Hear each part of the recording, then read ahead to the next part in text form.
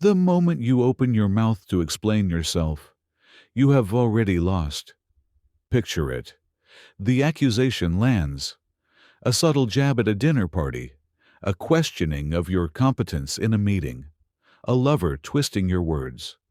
You feel the heat rise in your chest. The cortisol spikes.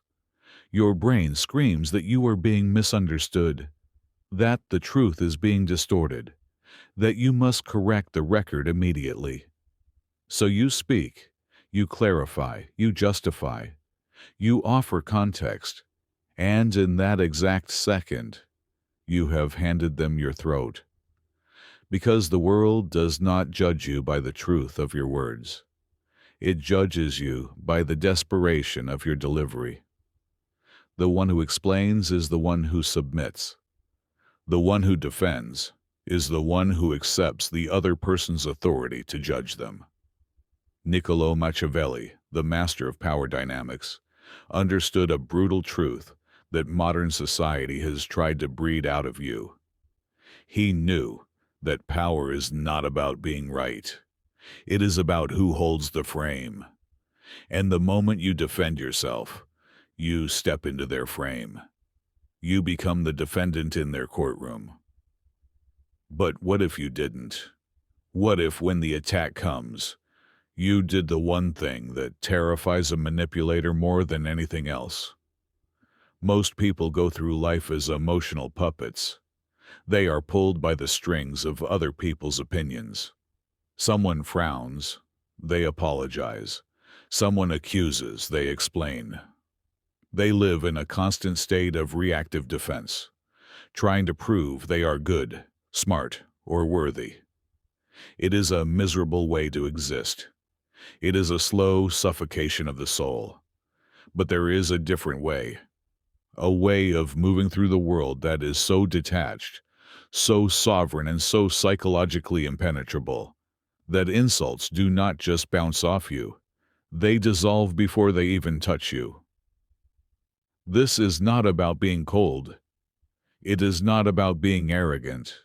It is about a fundamental shift in where you derive your reality. Today, we are going to dissect the psychology of the non-defense. We are going to look at why your biology betrays you in these moments and how to override it with a strategy that Machiavelli would have whispered to a prince. I am going to show you how to flip the power dynamic instantly, how to make the attacker doubt their own sanity, how to use silence not as an absence of noise, but as a weapon of mass destruction against someone's ego. But be warned, this requires you to kill a part of yourself that you have been feeding since you were a child. The part of you that begs to be understood. The part of you that needs permission. If you can kill that need, you become dangerous. You become untouchable. Let's begin. So, why do you do it? Why, when someone challenges you, is your first instinct to provide evidence of your innocence? It starts in childhood. Think back when you were 5 years old and a parent or a teacher accused you of something. What was the only way to escape punishment? Explanation. I didn't break it, it fell. I didn't hit him, he hit me first.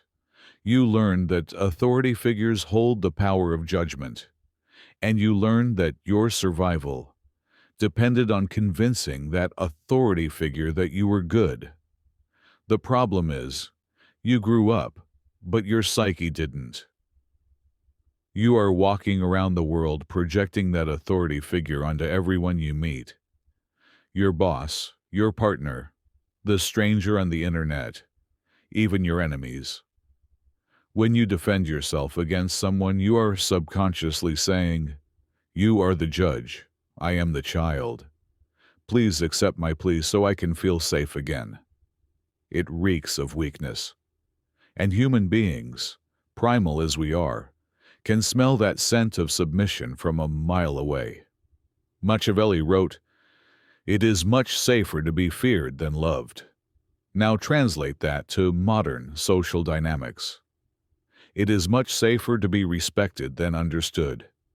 When you rush to defend, you are prioritizing being understood over being respected. You are saying, "Please get me, please see my intent." But a king does not explain his decree to the peasant. A lion does not explain its hunt to the gazelle. The moment you start rambling, giving reasons, showing texts, bringing up past events to prove your point, you have signaled that your internal stability depends on their agreement. You have given them the key to your house. And once they have that key, they can trash the place whenever they want. This is a trap of the validating self. You believe that if you just explain it clearly enough, they will say, "Oh, I see now. You are right. I was wrong." How often does that actually happen? Almost never, because the attack was never about the facts. It was about the power. They didn't accuse you because they wanted the truth. They accused you to see if you would jump, and you jumped. The first step to becoming untouchable is to realize that the courtroom does not exist. There is no judge. There is no jury. There is only you and your perception of reality. When you stop treating other people like judges, their accusations stop sounding like sentences. They start sounding like opinions. And opinions are just noise. So what happens when you don't jump? Imagine the scenario. Someone throws a verbal spike at you. You're being incredibly selfish right now. The old you would say, "No, I'm not. I did X, Y, and Z for you yesterday. I'm just tired, defensive, weak, reactive." Now imagine the Machiavellian approach. They say, "You're being incredibly selfish right now." You look at them. You hold eye contact. You don't blink. You keep your face completely neutral. You let the silence hang in the air for 3, 4, 5 seconds. Do you know what happens in that silence? It is a psychological vacuum. The human brain is terrified of silence during a conflict. It signals a rupture in the social fabric. It signals that the other person is not playing the game. When you stay silent, you are mirroring their energy back at them. You are forcing them to sit in the tension they created. Usually, they will start to crumble. They will speak again to fill the void. I mean, you're not always selfish, but just right now. "Why are you looking at me like that?" They start defending themselves against your silence. The power has flipped. This is the gray rock method taken to a weaponized level. You become a void. A void cannot be attacked. You cannot punch mist. You cannot cut water. By refusing to provide the resistance of a defense, you cause their attack to pass right through you and unbalance them. This requires immense internal control because inside your ego is screaming, "Fight back. Say something clever. You must leash that dog." Machiavelli knew that the most powerful person in the room is the one who cannot be read. If you defend, you reveal your values. You reveal what hurts you. You reveal your buttons. "I'm not stupid," you shout. Now they know your insecurity is intelligence. "I'm not a bad person." Now they know your insecurity is moral standing. Silence reveals nothing. It is a dark mirror.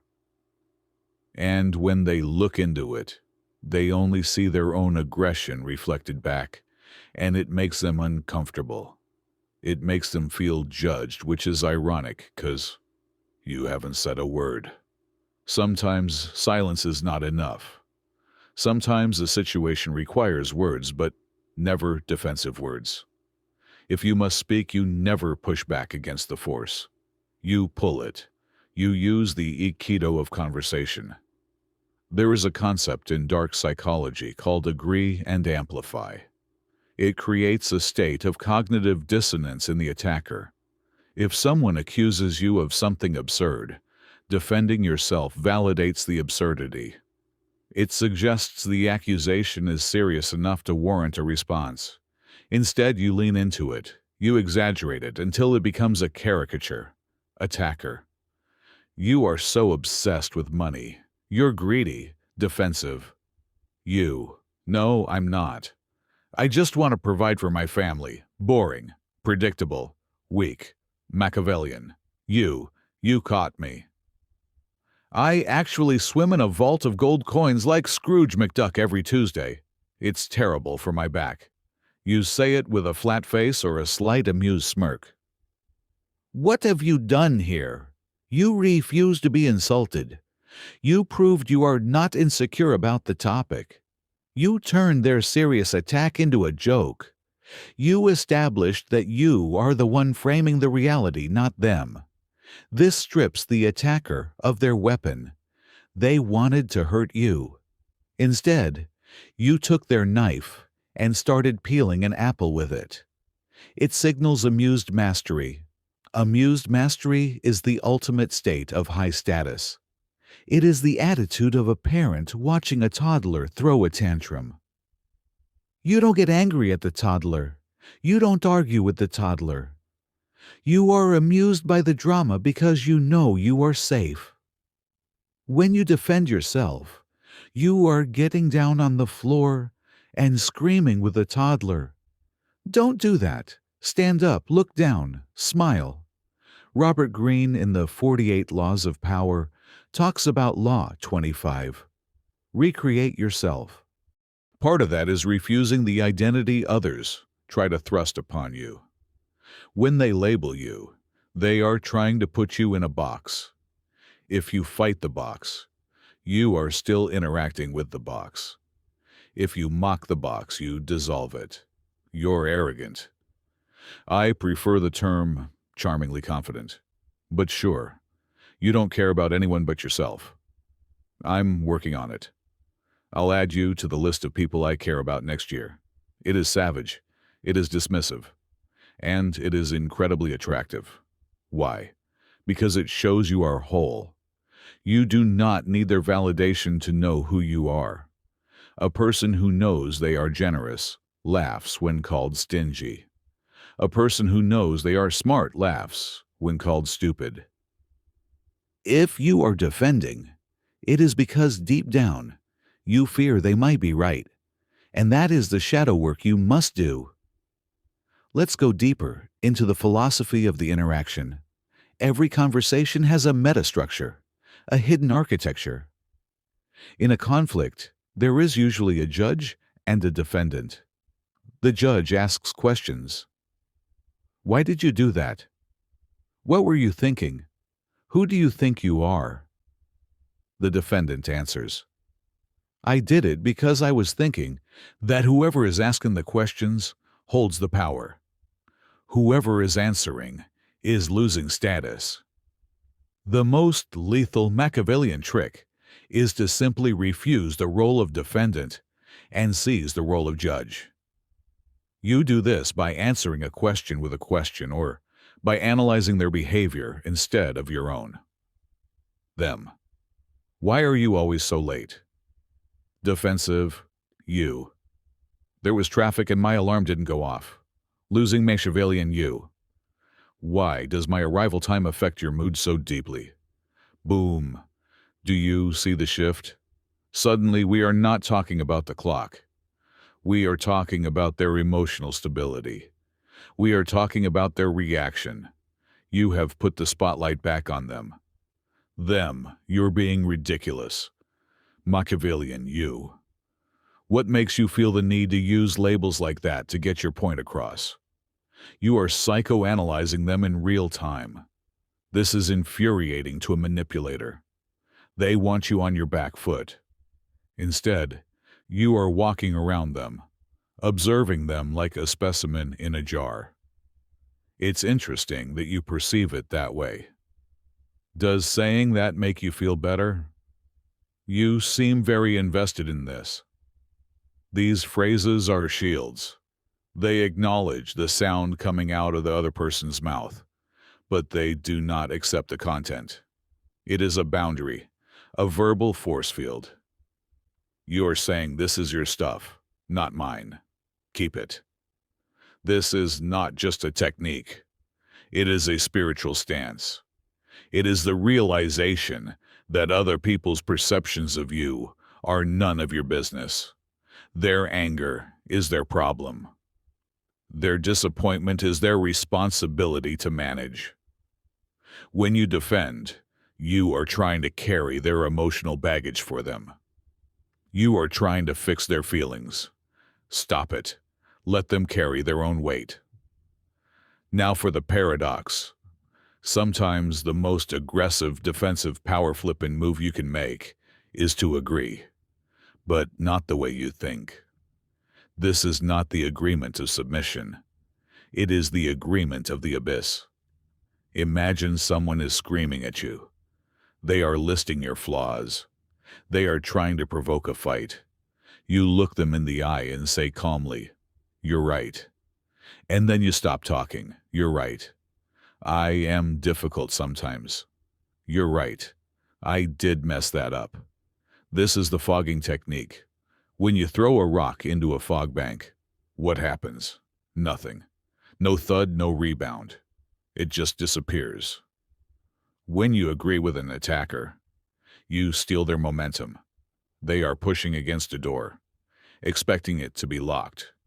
When you open the door, they fall on their face. They want to fight. They want resistance. Resistance validates their anger. Agreement neutralizes it. But here is the nuance.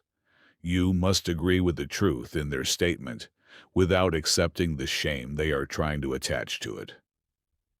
There is a difference between admitting a mistake and accepting a character assassination. You messed up this report. You're incompetent. Defense. I'm not incompetent. The data was wrong. Power move. You're right. The report has errors. I'll fix it. Notice what was left out. You didn't address the incompetent part. You ignored the insult and addressed the fact. You took ownership of the action, but not the identity. This signals immense confidence. Only a person who is secure in their competence can admit a mistake so easily. Insecure people fight to the death to prove they didn't make a mistake. Secure people say, "Oops, my bad," and move on. Machiavelli would call this disarming the enemy. If you lay down your sword, they look foolish holding theirs. It takes the wind out of their sails. It makes them look hysterical, and you look grounded. And in the long run, history is written by the grounded. None of this works if it is just a tactic. If you are using these lines but your voice is shaking, or your eyes are darting around, or your energy is screaming, "Please, like me," it will fail. Dark psychology is 20% words and 80% nonverbal frame. You have to build the internal architecture to support the silence. This brings us back to the shadow. Why does it hurt when they attack you? Because they are touching a wound that is already there. If I tell you you have green skin, you won't get mad. You'll think I'm crazy. You won't defend yourself. You'll laugh. But if I tell you you are a failure and you defend yourself, it's because a part of you suspects I might be right. The ultimate defense is not a verbal technique. It is self-knowledge. It is looking into your own darkness, owning your own flaws, and accepting your own shadow. When you know you are capable of selfishness, and someone calls you selfish, you say sometimes yes. When you know you are capable of cruelty, and someone calls you cruel, you say I can be. You cannot shame a man who has already accepted himself. You cannot expose a woman who has nothing left to hide. This is what it means to be untouchable. It means you have integrated the parts of yourself that others try to use against you. You become transparent. The light passes through. The arrows pass through. You are no longer a fortress that needs defending.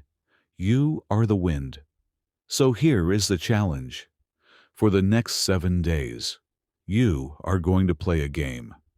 The game is called no defense. No matter what happens, no matter how small the accusation, you are forbidden from explaining yourself. If you are late, say I'm late. Do not give the reason. If you spill the coffee, say, I spilled the coffee. Do not blame the cup. If someone misunderstands you, let them misunderstand you. Sit in the fire of that discomfort. Feel the urge to fix it, to manage their perception, to be the good guy. And let that urge burn to ash. Watch what happens to the people around you. Watch how they react when you stop playing the game. You will see confusion, then respect, then a strange kind of magnetism because people are drawn to certainty, and nothing screams certainty louder than a person who does not need to explain why they exist. You are reclaiming your energy. You are plugging the leaks in your soul. You are stepping out of the role of the child and into the role of the sovereign. The world will try to pull you back. It will try to bait you. It loves a reaction. Don't give it one. Keep your mystery. Keep your power. Keep your silence.